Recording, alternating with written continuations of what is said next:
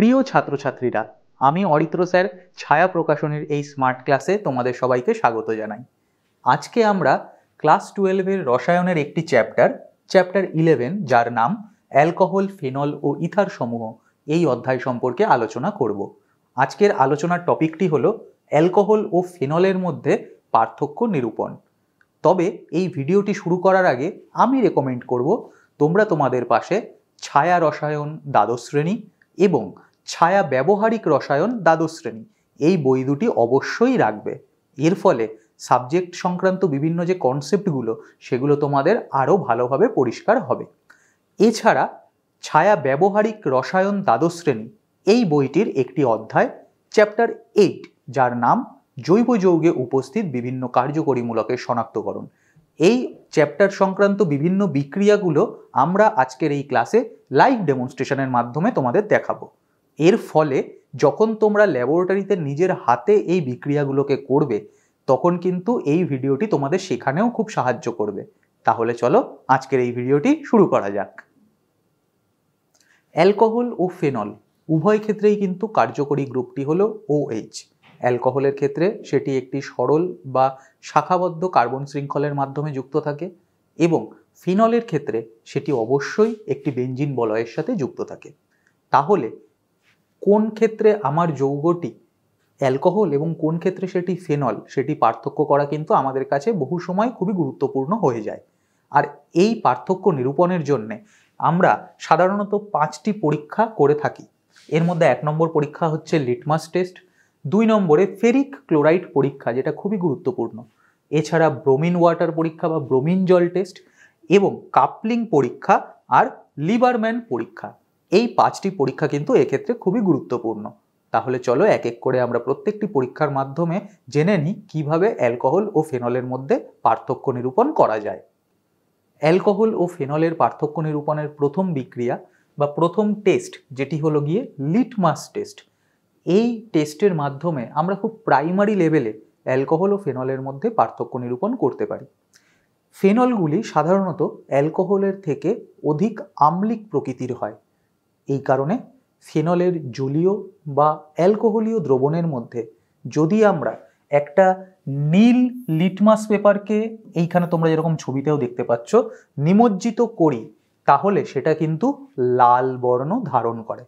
অপরপক্ষে অ্যালকোহলের দ্রবণে বা ইটসেলফ অ্যালকোহলের মধ্যেও যদি আমরা লিটমাস পেপারকে নিমজ্জিত করি তাহলে কিন্তু সেক্ষেত্রে বর্ণের কোনোরূপ পরিবর্তন দেখা যায় না। অর্থাৎ এইভাবে লিটমাস পেপারকে নিমজ্জিত করে আমরা প্রাইমারি লেভেলে অ্যালকোহল ও ফেনলের মধ্যে পার্থক্য নিরূপণ করতে পারি। তাহলে চলো একটা লাইভ ডেমনস্ট্রেশনের মাধ্যমে আমরা দেখে নেই যে লিটমাস টেস্টের মাধ্যমে কিভাবে আমরা অ্যালকোহল ও ফেনলের মধ্যে পার্থক্য করব। লিটমাস টেস্টের মাধ্যমে অ্যালকোহল ও ফেনলের মধ্যে পার্থক্য নিরূপণ করার জন্য যেসব দ্রব্যগুলি প্রয়োজন সেগুলি হলো নীল লিটমাস পেপার এবং একটি পরীক্ষণীয় রাসায়নিক পদার্থ। পরীক্ষাটি করার জন্যে একটি নীল লিটমাস পেপারকে চিমটার মাধ্যমে ধরে পরীক্ষণীয় তরল পদার্থের মধ্যে নিমজ্জিত করা হলো। এক্ষেত্রে যদি নীল লিটমাস পেপারটি লাল বর্ণ ধারণ করে তাহলে বুঝতে হবে পরীক্ষণীয় তরলটি ফেনল বা ফেনল জাতীয় যৌগ। অপরদিকে অ্যালকোহলগুলি অম্লধর্মী না হওয়ায় এরা লিটমাস পেপারের বর্ণের পরিবর্তন ঘটাতে পারে না। এই পরীক্ষার সাহায্যে আমরা অ্যালকোহল ও ফেনলের মধ্যে পার্থক্য নিরূপণ করতে পারি। অ্যালকোহল ও ফেনলের মধ্যে পার্থক্য নিরূপণের দ্বিতীয় পরীক্ষাটি হলো ফেরিক ক্লোরাইড পরীক্ষা বা ফেরিক ক্লোরাইড টেস্ট। এক্ষেত্রে যেটি করা হয়, প্রশম ফেরিক ক্লোরাইড দ্রবণ নেওয়া হয়। এরপরে এই দ্রবণটিকে আমরা ড্রপ ওয়াইজ বা ফোঁটা ফোঁটা করে আমাদের নমুনাটির মধ্যে যোগ করি। যদি নমুনার বর্ণ বেগুনি হয়ে যায় তাহলে আমরা বুঝব যে আমাদের নমুনাটি এক্ষেত্রে একটি ফেনল। অপরপক্ষে যদি নমুনার বর্ণটি ফেরিক ক্লোরাইডেরই হলুদ বর্ণ ধারণ করে তাহলে পরে আমরা বুঝব এক্ষেত্রে আমাদের নমুনাটি হচ্ছে একটি অ্যালকোহল। তোমরা যেরকম এখানে এই টেস্ট টিউবের মধ্যেও দেখতে পাচ্ছ, ফেনলের মধ্যে যখন ফেরিক ক্লোরাইড দ্রবণ আমরা অ্যাড করি, এবং এক্ষেত্রে ফেরিক ক্লোরাইড দ্রবণটি কিন্তু প্রশম প্রকৃতির হওয়া খুবই দরকার। প্রশম ফেরিক ক্লোরাইড দ্রবণ যখন আমরা ফেনলের মধ্যে অ্যাড করি তখন এই রকম একটি বেগুনি বা পার্পল বর্ণের কিন্তু উৎপত্তি হয়। তবে এক্ষেত্রেও কিছু টিপস অ্যান্ড ট্রিক্স তোমাদের দেওয়া উচিত। যখন তোমরা ল্যাবরেটরিতে এই পরীক্ষাটি করবে তখন এমনটা নাও হতে পারে যে ফেরিক ক্লোরাইড দ্রবণ অ্যাড করার ফলে তোমাদের নমুনাটির বর্ণ বেগুনি হলো। ফেনলের বিভিন্ন ক্যাটাগরি রয়েছে, সেই বিভিন্ন ক্যাটাগরি বা বিভিন্ন ধরনের ফেনলের ক্ষেত্রে এই ফেরিক ক্লোরাইড দ্রবণ যোগ করার ফলে যে বর্ণ উৎপন্ন হয় সেটাও কিন্তু বিভিন্ন হয়। কিছু কিছু ক্ষেত্রে তোমরা দেখতে পারবে এটি বেগুনির বদলে হালকা গোলাপি হলো, কিছু কিছু ক্ষেত্রে দেখবে এটি সবুজও হতে পারে। অর্থাৎ আমরা ফেরিক ক্লোরাইডের যে একটি হলদে বর্ণের দ্রবণ দেখতে পাই সেটি বাদ দিয়ে যদি অন্য কোনো রকমের বেগুনি, গোলাপি, সবুজ বা কখনো কখনো হালকা লাল এই রকম বর্ণ যদি আমরা দেখি তাহলেই কিন্তু আমরা বুঝবো যে আমাদের নমুনাটি হচ্ছে একটি ফেনল। তাহলে চলো লাইভ ডেমনস্ট্রেশনের মাধ্যমে এই বিক্রিয়াটিও আমরা একবার চটজলদি দেখে নিই। ফেরিক ক্লোরাইড টেস্টের মাধ্যমে অ্যালকোহল ও ফেনলগুলির মধ্যে পার্থক্য নিরূপণ করার জন্য যেসব রাসায়নিক দ্রব্যগুলো প্রয়োজন সেগুলি হল প্রশম ফেরিক ক্লোরাইড দ্রবণ এবং একটি পরীক্ষণীয় রাসায়নিক পদার্থ। এক্ষেত্রে মনে রাখা দরকার, পরীক্ষণীয় রাসায়নিক পদার্থটি যদি কঠিন প্রকৃতির হয় সেক্ষেত্রে টেস্টটি করার আগে পদার্থটিকে জল বা উপযুক্ত দ্রাবকে দ্রবীভূত করে নিতে হবে। এবার একটি শুষ্ক টেস্ট টিউবে পরীক্ষণীয় রাসায়নিক তরল বা কঠিন পদার্থের দ্রবণটি নিয়ে তার মধ্যে কয়েক ফোঁটা প্রশম ফেরিক ক্লোরাইড দ্রবণ যোগ করা হলো। এরপর একটি কাচদণ্ডের মাধ্যমে দ্রবণটিকে ভালোভাবে মিশিয়ে নেওয়া হলো। মেশানোর ফলে যদি সমগ্র দ্রবণটি বেগুনি বর্ণ ধারণ করে তাহলে বুঝতে হবে পরীক্ষণীয় রাসায়নিক পদার্থটি হলো ফেনল। অ্যালকোহলগুলি প্রশম ফেরিক ক্লোরাইড দ্রবণের সঙ্গে বিক্রিয়া করে কোনোরূপ বৈশিষ্ট্যপূর্ণ রং সৃষ্টি করে না, তবে ফেনলের গঠনাকৃতির ওপর নির্ভর করে এই রং বেগুনি ছাড়াও সবুজ, নীল, এমনকি লালও হতে পারে। তাহলে এখন আমরা দেখে নিই প্রশম ফেরিক ক্লোরাইড দ্রবণের সাথে ফেনলের বিক্রিয়ার রাসায়নিক সমীকরণটি কীরূপ। এখানে যেমন তোমরা দেখতে পাচ্ছ যে 6 অণু ফেনলের সাথে একটি ফেরিক ক্লোরাইড, অবশ্যই প্রশম প্রকৃতির প্রশম ফেরিক ক্লোরাইডের বিক্রিয়ায় একটি এইরূপ জটিল যৌগ তৈরি হয়, যেখানে একটি ফেরিক আয়ন 6টি ফেনক্সাইড আয়ন দ্বারা কোঅর্ডিনেটেড হয়ে থাকে এবং এরপর এক্ষেত্রে 3টে HCl অণু এবং 3টে হাইড্রোজেন আয়ন এখানে আমরা দেখতে পাই। এই যে জটিল যৌগটি উৎপন্ন হয় এই জটিল যৌগটির বর্ণই কিন্তু বেগুনি। এছাড়া যদি যৌগটি ফেনল না হয়, কোনো ফেনলের জাতক হয়, যেমন রেসরসিনল, ক্যাটিকল ইত্যাদি, এই রকম যদি হয় তাহলে সেক্ষেত্রেও আমরা কিন্তু এই বর্ণটি বেগুনির জায়গায় কখনো কখনো সবুজ, কখনো কখনো গোলাপি ইত্যাদি রকমের দেখতে পাই। তাহলে আশা করি এই বিক্রিয়াটিও তোমরা বুঝতে পেরেছো। অ্যালকোহল ও ফেনলের পার্থক্য নিরূপণের তৃতীয় বিক্রিয়াটি হলো ব্রোমিন জল পরীক্ষা বা ব্রোমিন ওয়াটার টেস্ট। এক্ষেত্রে কি করা হয়, ঠিক একই রকমভাবেই আমরা আমাদের নমুনাটির মধ্যে কয়েক ফোঁটা ব্রোমিন জল অ্যাড করি। এই ব্রোমিন জল অ্যাড করার ফলে যদি আমরা দেখি যে সাদা বর্ণের অধক্ষেপ উৎপন্ন হয়েছে তাহলে আমরা নিশ্চিত হয়ে বলতে পারি যে এক্ষেত্রে আমার নমুনাটি একটি ফেনল। কিন্তু যদি কোনোরূপ অধক্ষেপ উৎপন্ন না হয় তাহলে সেক্ষেত্রে আমরা নিশ্চিত হয়ে বলতে পারি যে আমাদের নমুনাটি একটি অ্যালকোহল। এক্ষেত্রে তোমাদের একটা জিনিস মনে রাখতে হবে যে ব্রোমিন জল কিন্তু খুবই একটি গুরুত্বপূর্ণ বিকারক। গুরুত্বপূর্ণ বিকারক হওয়ার সাথে সাথে এটি কিন্তু হ্যান্ডেল করাও খুব বিপজ্জনক ব্যাপার। তাই জন্য তোমরা যখন ল্যাবরেটরিতে ব্রোমিন জল নিয়ে কোনো রকম কাজ করবে অবশ্যই হাতে গ্লাভস পরে নেবে এবং অত্যন্ত সতর্কতার সাথে কাজ করবে। ঠিক এই কারণেই ব্রোমিন জল, যেটা এই বিক্রিয়ার সবচেয়ে গুরুত্বপূর্ণ বিকারক, সেটি কিন্তু আমরা অনেক সময় ইন সিটু বা বিক্রিয়ার মধ্যেই তৈরি করে নিই। কিরকমভাবে, পটাশিয়াম ব্রোমাইড এবং পটাশিয়াম ব্রোমেট এর জলীয় দ্রবণ আমরা সমপরিমাণে একটি বিকারে নিয়ে তার মধ্যে কয়েক ফোঁটা গাঢ় হাইড্রোক্লোরিক অ্যাসিড যোগ করি। এর ফলে ব্রোমেট এবং ব্রোমাইড এরা পরস্পর বিক্রিয়া করে ব্রোমিন উৎপন্ন করে, যা জলীয় দ্রবণের মধ্যে ডিজলভড অবস্থায় থাকে এবং ব্রোমিন জল উৎপন্ন করে। তো এইটা একটা তোমাদের সাধারণ আমি ধারণা দিয়ে দিলাম যে ব্রোমিন জল কিভাবে তৈরি করা হয়। এই ব্রোমিন জলকে যখন আমরা আমাদের নমুনাতে অ্যাড করব, অ্যাড করার পরে আমরা দেখতে পারবো যদি সাদা অধক্ষেপের উৎপত্তি হয়েছে তাহলে সেটি ফেনল, আর যদি কোনোরূপ অধক্ষেপ উৎপত্তি না হয় তাহলে সেটি কিন্তু অ্যালকোহল। তাহলে চলো অন্যান্য টেস্টগুলোর মতো এটারও একটা সহজ এবং সরল লাইভ ডেমনস্ট্রেশনের মাধ্যমে আমরা কিভাবে পার্থক্য নিরূপণ করা হয় সেটি এক ঝলক দেখে নেই। ব্রোমিন জল পরীক্ষা বা ব্রোমিন ওয়াটার টেস্টের মাধ্যমে অ্যালকোহল ও ফেনলগুলির মধ্যে পার্থক্য নিরূপণ করার জন্য যেসব রাসায়নিক দ্রব্যগুলি প্রয়োজন সেগুলি হলো ব্রোমিন জল বা ব্রোমিন ওয়াটার এবং একটি পরীক্ষণীয় রাসায়নিক পদার্থ। তাহলে চলো সবার প্রথমে জেনে নেওয়া যাক ব্রোমিন জল কিভাবে প্রস্তুত করা হয়। প্রথমে একটি শুষ্ক টেস্ট টিউবে সমপরিমাণ পটাশিয়াম ব্রোমেট এবং পটাশিয়াম ব্রোমাইডের জলীয় দ্রবণ নেওয়া হয়।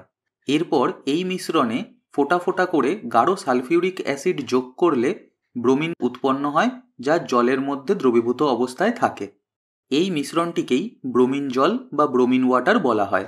এবার অপর আরেকটি শুষ্ক টেস্ট টিউবে পরীক্ষণীয় রাসায়নিক পদার্থ বা পদার্থটির দ্রবণ নিয়ে তার মধ্যে কয়েক ফোঁটা ব্রোমিন জল যোগ করা হলো। এর ফলে যদি সাদা অধক্ষেপ উৎপন্ন হয় এবং সমগ্র দ্রবণটি ঘোলাটে হয়ে যায় তাহলে বুঝতে হবে পরীক্ষণীয় রাসায়নিক পদার্থটি ফেনল বা ফেনল জাতীয় যৌগ। অ্যালকোহলগুলি ব্রোমিন জলের সঙ্গে বিক্রিয়া করে কোনোরূপ সাদা অধক্ষেপ উৎপন্ন করে না, তাই এই টেস্টের মাধ্যমে অ্যালকোহল ও ফেনলগুলির মধ্যে পার্থক্য নিরূপণ করা যায়। অ্যালকোহল ও ফেনলের মধ্যে পার্থক্য নিরূপণের সবচেয়ে গুরুত্বপূর্ণ বিক্রিয়া হচ্ছে কাপলিং বিক্রিয়া, বা অনেক ক্ষেত্রে একে অ্যাজো ডাই টেস্ট বা অ্যাজো রঞ্জক পরীক্ষাও বলা হয়ে থাকে। এই বিক্রিয়ার ক্ষেত্রে আমরা যেটা করি যে আমরা একটি ডায়াজোনিয়াম লবণ প্রথমে তৈরি করি, ডায়াজোনিয়াম লবণের শীতল দ্রবণ, এবং তার মধ্যে আমরা শীতল কিন্তু ক্ষারীয় আমাদের ফেনলের দ্রবণ অ্যাড করি এবং এর ফলে আমরা দেখতে পাই কমলা বর্ণের অ্যাজো রঞ্জকের উৎপত্তি হয়েছে। তোমরা এখানে যেমন দেখতেও পাচ্ছ যে টেস্ট টিউবের মধ্যে একটি কমলা বর্ণের রঞ্জক বা ডাই উৎপত্তি হয়েছে। এই বিক্রিয়াটিকে আমরা বলি কাপলিং পরীক্ষা বা অ্যাজো ডাই টেস্ট। এই টেস্টের ক্ষেত্রে যেটা হয়ে থাকে যে কেবলমাত্র ফেনলগুলি এই টেস্টে সাড়া দেয়। যেহেতু আমরা প্রথমেই বলেছি যে ফেনলের ক্ষারীয় এবং শীতল দ্রবণ আমাদের এই বিক্রিয়ার একটি বিকারক, তার জন্যে কেবলমাত্র ফেনলই এই বিক্রিয়ায় সাড়া দেয়। যদি ফেনলের জায়গায় আমাদের নমুনাটি একটি অ্যালকোহল হয় তাহলে কিন্তু সেটি এই বিক্রিয়ায় কোনোভাবেই সাড়া দেয় না। তাহলে যদি আমরা নমুনাটিকে, অর্থাৎ অ্যালকোহল বা ফেনল যেটা আমরা তখনও জানি না, নমুনাটিকে আমরা প্রথমে শীতল করব, শীতল করার পরে তার মধ্যে একটুখানি সোডিয়াম হাইড্রোক্সাইডের দ্রবণ অ্যাড করব, ফলে সেটি ক্ষারীয় হয়ে যাবে। এরপরে তাকে যদি আমরা ডায়াজোনিয়াম লবণের সাথে বিক্রিয়া ঘটাই এবং তার ফলে যদি আমরা দেখি কোনো রূপ কমলা বর্ণের ডাই বা রঞ্জকের উৎপত্তি হচ্ছে না, তাহলে পরে আমরা নিশ্চিত হয়ে বলতে পারবো যে আমাদের নমুনাটি কিন্তু অ্যালকোহল। নতুবা যদি কমলা বর্ণের ডাইয়ের উৎপত্তি হয় তাহলে সেটি হবে একটি ফেনল। তাহলে চলো এখন আমরা একটি লাইভ ডেমনস্ট্রেশনের মাধ্যমে এই বিক্রিয়াটিকেও ভালোভাবে পর্যবেক্ষণ করে নেই। কাপলিং পরীক্ষার মাধ্যমে অ্যালকোহল ও ফেনলগুলির মধ্যে পার্থক্য নিরূপণ করার জন্য যেসব রাসায়নিক দ্রব্যগুলি প্রয়োজন সেগুলি হল অ্যানিলিন হাইড্রোক্লোরাইডের জলীয় দ্রবণ, সোডিয়াম নাইট্রাইটের জলীয় দ্রবণ, গাঢ় সোডিয়াম হাইড্রোক্সাইডের জলীয় দ্রবণ এবং একটি পরীক্ষণীয় রাসায়নিক পদার্থ। এই বিক্রিয়াটি করার সময় সর্বদা 0 ডিগ্রি থেকে 5 ডিগ্রি সেন্টিগ্রেড টেম্পারেচার মেনটেন করা দরকার। এ কারণে একটি আইস বাথ নিয়ে সব বিকারকগুলিকে এই আইস বাথের মধ্যে রাখা হয় এবং বিক্রিয়াটিও এই আইস বাথের মধ্যেই সম্পন্ন করা হয়। কিন্তু তোমাদের বোঝা ও দেখার সুবিধার জন্য এক্ষেত্রে বিক্রিয়াটি আইস বাথের বাইরেই করা হলো। প্রথমে একটি টেস্ট টিউবে 2 থেকে 3 ml সোডিয়াম নাইট্রাইটের জলীয় দ্রবণ নিয়ে তার মধ্যে প্রায় সমপরিমাণ লঘু হাইড্রোক্লোরিক অ্যাসিডের জলীয় দ্রবণ যোগ করা হলো। এরপর একটি কাচদণ্ডের মাধ্যমে মিশ্রণটিকে ভালোভাবে মিশিয়ে নেওয়া হলো। এবার অপর আরেকটি টেস্ট টিউবে 2 থেকে 3 ml অ্যানিলিন হাইড্রোক্লোরাইডের জলীয় দ্রবণ নিয়ে তার মধ্যে প্রায় সমপরিমাণ আগের বানানো মিশ্রণটি যোগ করা হলো। এরপর কাচদণ্ডের মাধ্যমে মিশ্রণটিকে ভালোভাবে মিশিয়ে টেস্ট টিউবটিকে আইস বাথের মধ্যে রেখে দেওয়া হলো। এটিই হলো বেনজিন ডায়াজোনিয়াম ক্লোরাইডের দ্রবণ। এবার তৃতীয় আরেকটি টেস্ট টিউবে পরীক্ষণীয় রাসায়নিক তরল বা কঠিন পদার্থের দ্রবণ নিয়ে তার মধ্যে গাঢ় সোডিয়াম হাইড্রক্সাইড দ্রবণ যোগ করা হলো। কাচদণ্ডের মাধ্যমে মিশ্রণটিকে ভালোভাবে মিশিয়ে পরীক্ষণীয় পদার্থের একটি ক্ষারীয় দ্রবণ তৈরি করা হলো এবং এটিকেও আইস বাথে ঠান্ডা হওয়ার জন্য রেখে দেওয়া হলো। সবশেষে একটি টেস্ট টিউবে পরীক্ষণীয় রাসায়নিক পদার্থের ক্ষারীয় দ্রবণ নিয়ে তার মধ্যে বেনজিন ডায়াজোনিয়াম ক্লোরাইডের শীতল জলীয় দ্রবণ যোগ করা হলো। কাচদণ্ড দিয়ে মেশানোর ফলে যদি মিশ্রণটিতে কমলা বর্ণের অ্যাজোডাই অধক্ষেপের আকারে উৎপন্ন হয় তাহলে বুঝতে হবে পরীক্ষণীয় রাসায়নিক পদার্থটি ফেনল বা ফেনল জাতীয় যৌগ। অ্যালকোহলগুলি কাপলিং বিক্রিয়ায় অংশগ্রহণ করে না বলে এক্ষেত্রে কোনোরূপ কমলা বর্ণের অধক্ষেপ উৎপন্ন হয় না। এই পরীক্ষার মাধ্যমে অ্যালকোহল ও ফেনলের মধ্যে পার্থক্য নিরূপণ করা যায়। তাহলে আমরা এখন এক ঝলক দেখে নেই ফেনলের এই কাপলিং বিক্রিয়ার রাসায়নিক সমীকরণটি কীরকম। যদি সবার প্রথমেই আমরা দেখে নিই এক ঝলকে, এটি হচ্ছে ফেনল এবং সেই সাথে এর বিক্রিয়া হচ্ছে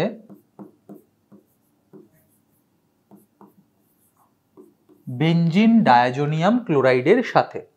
এবং এর মধ্যে কিন্তু আমি আরেকটা জিনিসও বলেছি যে এই যে ফেনলটি আমরা নিই, ফেনলের ক্ষারীয় দ্রবণ এক্ষেত্রে আমরা নিই, অর্থাৎ এখানে যে আমরা OH-টা দেখছি সেটা কিন্তু OH হিসেবে থাকে না, এটা থাকে ONA বা O-Na+, এই হিসাবে থাকে। ফেনলের যে হাইড্রোজেন OH গ্রুপের মধ্যে যে হাইড্রোজেনটি রয়েছে সেটি আম্লিক প্রকৃতির হয়, তাই জন্য ক্ষারীয় মাধ্যমে যখন আমরা ফেনলকে রাখি সেটি কিন্তু এরকম সোডিয়াম ফেনক্সাইড আয়ন হিসাবে থাকে। তাহলে শীতল ফেনলের ক্ষারীয় দ্রবণ এবং সেই সাথে সাথে শীতল বেনজিন ডায়াজোনিয়াম ক্লোরাইড এর দ্রবণকে যদি আমরা একসাথে মেশাই, এবং এক্ষেত্রে বিক্রিয়ার তাপমাত্রা অত্যন্ত গুরুত্বপূর্ণ। যদি বিক্রিয়ার তাপমাত্রা আমরা 0 ডিগ্রি থেকে 5 ডিগ্রি সেন্টিগ্রেডের মধ্যে রাখতে পারি তাহলে এইরূপ একটি যৌগ আমরা কিন্তু পাবো।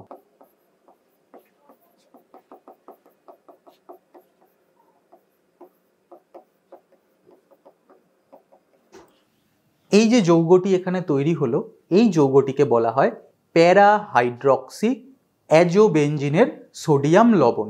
এবং এই যে যৌগটি উৎপন্ন হলো, এই যৌগটির বর্ণই কিন্তু কমলা এবং এটি একটি রঞ্জক পদার্থ। এর জন্যই একে অ্যাজোডাই টেস্ট বা অ্যাজোরঞ্জক পরীক্ষাও বলা হয়ে থাকে। অ্যালকোহল ও ফেনলের মধ্যে পার্থক্য নিরূপণের সর্বশেষ যে বিক্রিয়া বা টেস্ট সেটি হলো লিবারম্যান পরীক্ষা বা লিবারম্যানস টেস্ট। এই পরীক্ষাটি কেবলমাত্র ফেনলের ক্ষেত্রেই প্রযোজ্য, অ্যালকোহলগুলি এই পরীক্ষায় সাড়া দেয় না। অর্থাৎ আমাদের কাছে যে নমুনাটি রয়েছে, ধরে নিলাম আমরা তখনও জানি না সেটি ফেনল না অ্যালকোহল, সেই নমুনাটি আমরা নেওয়ার পরে তার মধ্যে NaNO2 অর্থাৎ সোডিয়াম নাইট্রাইট এবং কয়েক ফোঁটা গাঢ় সালফিউরিক অ্যাসিড দিয়ে আমরা সেটিকে সামান্য পরিমাণ উত্তপ্ত করব। এই উত্তপ্ত করার পর আমরা তার মধ্যে জল ঢেলে মিশ্রণটাকে লঘু করব। এই লঘুকরণের ফলে দুটো জিনিস হতে পারে, এক হয়তো কোনো পরিবর্তনই হলো না, অথবা আমরা দেখতে পারি যে লঘুকরণের ফলে দ্রবণটি লাল বর্ণ ধারণ করলো। এটি কিন্তু খুবই গুরুত্বপূর্ণ। আবার যদি দেখি যে এরকম লাল বর্ণ ধারণ করেছে, এরপরে আমরা সেই মিশ্রণটির মধ্যে কিন্তু সোডিয়াম হাইড্রক্সাইড যোগ করতে পারি, অর্থাৎ দ্রবণটিকে আমরা ক্ষারীয় করতে পারি। প্রথমে দ্রবণটির মধ্যে কয়েক ফোঁটা গাঢ় H2SO4 দিয়েছিলাম, তাই জন্যে দ্রবণটি কিন্তু বর্তমানে আম্লিক। এবার সেই দ্রবণটিকে যদি আমরা ক্ষারীয় করি তাহলে কিন্তু আবার দুটো জিনিস হতে পারে। এক, প্রথমে তো বর্ণহীন ছিলই, এটা সোডিয়াম হাইড্রক্সাইড দ্রবণ যোগ করার পরেও দ্রবণটি বর্ণহীনই থাকলো। ইন দ্যাট কেস আমরা এটা কনক্লুড করতে পারবো যে আমার যে নমুনাটি রয়েছে সেই নমুনাটি কিন্তু হচ্ছে গিয়ে অ্যালকোহল। কিন্তু অপর দিকটাও যদি ভেবে দেখি যে প্রথমে যখন আমরা সোডিয়াম নাইট্রাইট এবং H2SO4 দিয়ে গরম করার পরে সেটিকে ডাইলুট করেছিলাম জল দিয়ে, তখন লাল বর্ণের উৎপত্তি হয়েছিল। এবারে যখন তাকে আমরা ক্ষারীয় করলাম তখন কিন্তু সেটা নীল বর্ণ ধারণ করলো। দেখতে পাচ্ছ তোমরা, নীল বর্ণ ধারণ করলো। যদি এই রকম ঘটনা ঘটে, প্রথমে লাল তারপরে নীল, তাহলে পরে আমরা কনফার্ম হয়ে বলতে পারি যে আমরা যে নমুনাটি নিয়ে কাজ করছিলাম সেই নমুনাটি একটি ফেনল। অ্যালকোহল এই বিক্রিয়ায় সাড়া দেয় না। তাই থ্রু আউট দ্য প্রসেস কোনো রকম বর্ণের পরিবর্তন কিন্তু আমরা দেখতে পাই না, কিন্তু ফেনল এই পরীক্ষায় সাড়া দেয়। তাই প্রথমে উত্তপ্তিকরণের পর যখন আমরা তাকে ডাইলুট বা লঘু করি জল দিয়ে, তখন সেটি লাল বর্ণ ধারণ করে এবং পরবর্তীতে যখন তার মধ্যে আমরা ক্ষার যোগ করি, দ্রবণটিকে ক্ষারীয় করি, তখন সেটি নীল বর্ণ ধারণ করে। যদি আমরা এই বিক্রিয়াটির ক্রিয়াকৌশল একবার দেখে নিই, তাহলে তোমরা দেখতে পাচ্ছ যে এই হচ্ছে আমাদের ফেনল, যার মধ্যে আমরা সোডিয়াম নাইট্রাইট এবং H2SO4 অ্যাড করেছিলাম, যা কিনা নাইট্রাস অ্যাসিড এর জন্ম দেয়। তো এই নাইট্রাস অ্যাসিড ফেনলের সাথে বিক্রিয়া করে প্যারানাইট্রোসোফেনল উৎপন্ন করে। এই প্যারানাইট্রোসোফেনল যখনই উৎপন্ন হয় তখন সেটি বিক্রিয়া মাধ্যমে উপস্থিত অপর আরেকটি ফেনল অণু এবং সালফিউরিক অ্যাসিড সেক্ষেত্রে অনুঘটক হিসেবে কাজ করে, এদের উপস্থিতিতে ইন্ডোফেনল গঠন করে। এই ইন্ডোফেনলের বর্ণই হচ্ছে লাল। এই লাল বর্ণের ইন্ডোফেনলকে যখনই আমরা সোডিয়াম হাইড্রক্সাইড দিয়ে ক্ষারীয় করি, তখন এই যে হাইড্রোজেনটি রয়েছে এটি হচ্ছে একটি আম্লিক হাইড্রোজেন। এটি নিউট্রালাইজ হয়ে এখানে O- এবং Na+ এই রকম একটি গঠন কিন্তু তৈরি হয়। এবং এই যে সোডিয়াম লবণটা উৎপন্ন হলো এর বর্ণই কিন্তু নীল। ইন্ডোফেনলের লবণ কিরকম লবণ? না সোডিয়াম লবণ। এইখানে এই লবণটা উৎপন্ন হওয়ার ফলেই কিন্তু নীল বর্ণ আমরা পাই। তাহলে এই হচ্ছে সমগ্র লিবারম্যান পরীক্ষাটি। তাহলে চলো এবার লিবারম্যান পরীক্ষার সাহায্যে বা লিবারম্যানস টেস্টের মাধ্যমে কিভাবে আমরা অ্যালকোহল ও ফেনলের মধ্যে পার্থক্য নিরূপণ করতে পারি তা একটি লাইভ ডেমনস্ট্রেশনের মাধ্যমে আমরা দেখে নেই। লিবারম্যান টেস্টের মাধ্যমে অ্যালকোহল ও ফেনলের মধ্যে পার্থক্য নিরূপণের জন্য যেসব রাসায়নিক দ্রব্যগুলি প্রয়োজন সেগুলি হল কঠিন সোডিয়াম নাইট্রাইট, গাঢ় সালফিউরিক অ্যাসিড, সোডিয়াম হাইড্রক্সাইডের গাঢ় জলীয় দ্রবণ এবং একটি পরীক্ষণীয় রাসায়নিক পদার্থ। প্রথমে একটি শুষ্ক টেস্ট টিউবে পরীক্ষণীয় রাসায়নিক পদার্থটি নিয়ে তার মধ্যে সামান্য পরিমাণ সোডিয়াম নাইট্রাইটের কেলাস যোগ করা হলো। এরপর একটি ড্রপারের মাধ্যমে 2 থেকে 3 ফোঁটা গাঢ় সালফিউরিক অ্যাসিড এর মধ্যে যোগ করা হলো।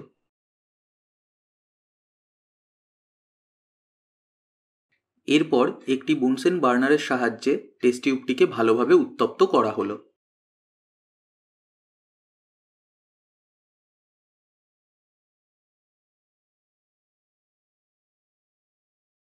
যদি পরীক্ষণীয় রাসায়নিক পদার্থটি ফেনল বা ফেনল জাতীয় যৌগ হয়, তবে উত্তপ্ত টেস্ট টিউবে জল যোগ করে কাচদণ্ড দিয়ে ভালোভাবে মিশিয়ে নিলে উৎপন্ন দ্রবণটি লাল বর্ণ ধারণ করবে। কয়েক ফোঁটা এই লাল বর্ণের দ্রবণটি যদি সোডিয়াম হাইড্রক্সাইডের গাঢ় জলীয় দ্রবণে যোগ করা হয়, তাহলে দেখা যাবে সমগ্র মিশ্রণটি নীল বর্ণ ধারণ করেছে। অ্যালকোহলগুলি এই সমগ্র টেস্টের ফলে কোনো রকম বৈশিষ্ট্যসূচক বর্ণ প্রদর্শন করে না, তাই এই টেস্টের মাধ্যমে অ্যালকোহল ও ফেনলের মধ্যে পার্থক্য নিরূপণ করা যায়। কেমিস্ট্রি সংক্রান্ত এরকম আরও ইনফরমেটিভ ভিডিওর জন্য তোমরা ছায়া প্রকাশনের ইউটিউব চ্যানেলটিকে অবশ্যই সাবস্ক্রাইব করে রেখো। তাছাড়া আমার এই ভিডিওটি যদি তোমাদের ইনফরমেটিভ বলে মনে হয়ে থাকে তাহলে এই ভিডিওটিকে অবশ্যই একটি লাইক দাও এবং তোমাদের বন্ধুবান্ধবদের সাথে এই ভিডিওটিকে শেয়ার করে দাও। এছাড়া আমার ভিডিওর ইনস্ট্যান্ট নোটিফিকেশন পাওয়ার জন্য তোমরা সাবস্ক্রাইবের পাশে থাকা বেল আইকনটি কিন্তু অবশ্যই প্রেস করে দিও।